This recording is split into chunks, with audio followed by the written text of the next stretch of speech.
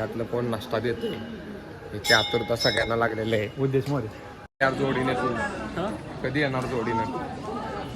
आता आम्ही तर कोल्हापूरला निघालोय आणि ज्यांच्यामुळे आजपर्यंत आपलं ब्लॉग चालतेत ते उद्देश मोरे सुद्धा आपल्या गाडीत आलेला आहे. इथेच काय ताटात जेवतोयस. शेवट झालेला आपलं चिकन. शेवटमध्ये एक नंबरमध्ये टॉपमध्ये बांगडा टाकतात चिकन असलं चिकन आपलं झालं. आता इथं आपलं चिकन हंडी तयार झालेलं आहे. हे बघा कसं झालेलं आहे चिकन हंडी. नाही ती आज जरा आपले मंगळवार असल्यामुळे म्हटलं आज आपण हे चंबू आमच्या आजींचा आहे पहिला जुना.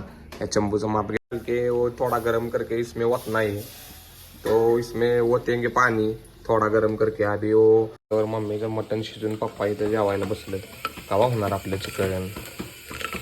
गोळा करून ठेवली की आमच्या पुढच्या 3 पिढ्यात भांडी घ्यायला लागणार नाही. तेवढी भांडी आमच्या घरात आहे. चहा सुद्धा करायला येत नाही. घरातल्याने केलेले चहावरही जेव्हा आज मोठ्या ब्लॉग मध्ये दाखवतो.